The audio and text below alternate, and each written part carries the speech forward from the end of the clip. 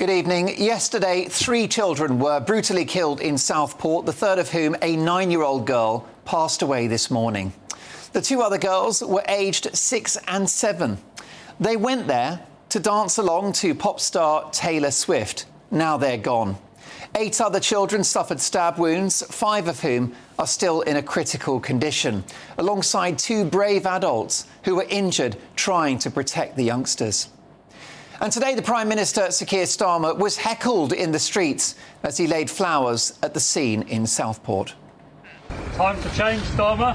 Come on, needed. How many more children? Is it mine next? Got your photos, off you go. Make a real change, Prime Minister. Make a real change! Oh, children! Go away! I just found out my friend's 9-year-old daughter was killed. You don't want this! You could hear angry locals saying, "Is that it?" in regard to the Prime Minister briefly laying flowers at the scene. And tensions have continued to rise throughout the day. In the last hour, a large crowd has gathered outside a mosque, chanting and throwing stones and bottles at riot police. Officers stood guard outside the building amid chants of "No surrender" and "English till I die" from sections of the crowd. Some police officers have reportedly suffered what appear to be minor injuries in chaotic scenes outside the mosque. A riot van was also set on fire. A police helicopter is also said to be hovering over the area. Well, we can cross live to Southport now, and GB News' reporter Sophie Reaper. Sophie, can you tell me about the atmosphere that's playing out at the moment in Southport?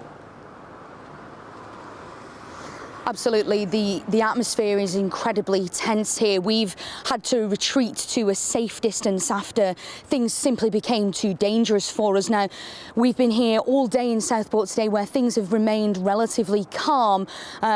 But of course, in the last hour or so alone, we were preparing to leave Southport for the day when I became aware of this riot taking place, and we had to come back in order to report on exactly what was going on. And I just want to bring in now my colleague and reporter Will Hollis.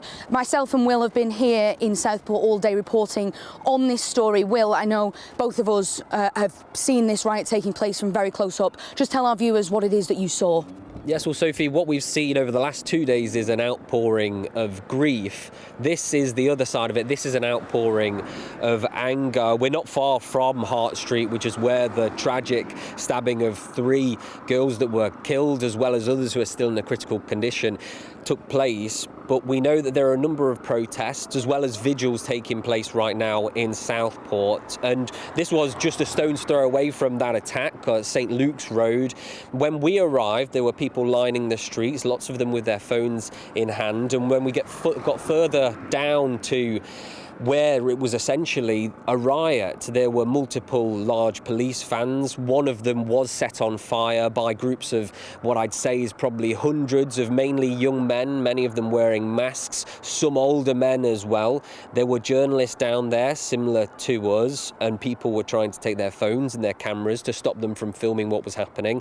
We saw people throwing bricks at police vans, and as well as dog units, there were obviously police dressed in riot gear, in headgear with riot shields, and some of those police were covered in blood. We've just had a statement from Merseyside Police. This is the Assistant Chief Constable Alex Goss, who says it is sickening to see this happening within a community that has been devastated by the tragic loss of 3 lives. Now, what the police say is that at around 7:45, a large group of people believed to be supporters, and they're very clear in this, believed to be supporters of the English Defence League, began to throw items towards a mosque on St. Luke's Road. That's just where we were, where that riot is taking place, Sophie.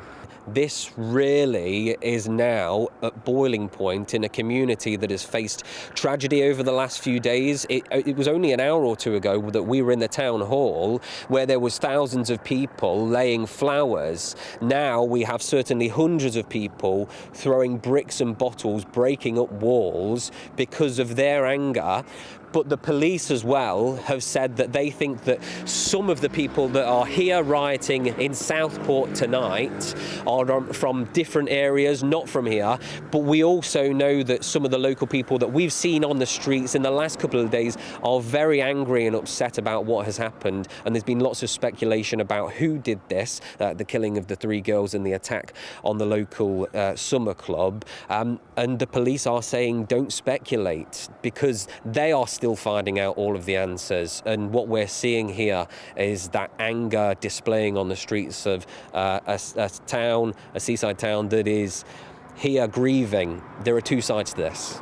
I just want to really emphasise here something that Merseyside Police have said today, and that is, as Will said, not to speculate. In a statement earlier, they said that there has been rumours online about who the suspect is. They've told us that that identity is incorrect, and they've asked people not to speculate and to post on social media. This is something that has been re-emphasised by Downing Street, because this is something that can often derail and disrupt police investigations. So all of this potential racial the racial issues that are behind this, police are asking people to not go along with this, because simply they're saying we do not know, or they have not released yet who that suspect is. They're saying that that he remains in police custody for questioning, but it's so crucial that we do not speculate at this point about who that person is. Now, you can see here behind me, I think, or you can certainly hear a police helicopter that is still flying over the scene. You probably can't see, but there is still the remnants of some smoke in the air from when the police riot van was set fire to. Now, whilst we were close to the front of the fray when police took out their riot gear, that police van, there was a small explosion as that fire continued to burn. You could see all over the floor the rubble that people had been throwing. So quite terrifying scenes, Will. I think if you live in this local area, now Southport is a seaside town. This is a residential area. This is a town that people come to. Just to our left is the promenade, where there's ice cream shops, there's candy floss being sold, there's fish and chips, there's families enjoying their summer holiday, and yet less than a mile to my right, to your left, there's a riot taking place.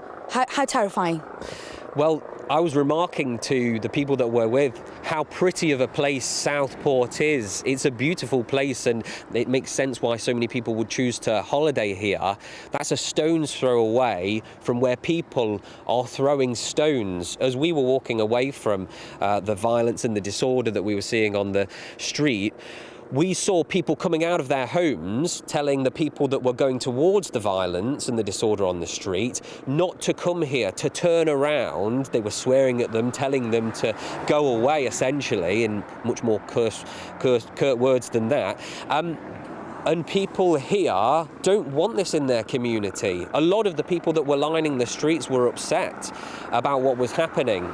But we know on the other side, there is undoubtedly people from this community that were upset, that are angry, but Merseyside Police say that many people who they think were involved in what we're describing as a riot here in Southport were not from the local area, that they've come from maybe neighbouring places because they've seen what's happened, particularly on social media, speculation. The world that we live in now, everything is a lot more instant and people can make their minds up about things very quickly, which is why, particularly for journalists, we have to be so certain with what we're saying. Is the fact that helicopter is going back over again. We can remark on the fact that only a couple of days the helicopters going over Southport were helicopters for the hospitals, for the ambulance services, taking young children who had been attacked to hospital here in Merseyside, but also in Manchester. That police helicopter is here for a very different reason, and they're probably trying to track the riot and the disorder which we saw drifting off into the distance. Will, thank you so much for joining us. Truly terrifying scenes here in Southport. We have both been here today, and it seems a real change in atmosphere from heartbreak and from condolences to now anger and asking exactly what and why this has happened in this small seaside town. My thanks to Sophie Reaper and Will Hollis. We're going to stay on this story. We've torn up the running order tonight. This is a massively important story. It follows a tragedy yesterday. 3 young girls killed in cold blood at a dance class. We're going to be speaking to a top cop about what has happened and about the reaction next.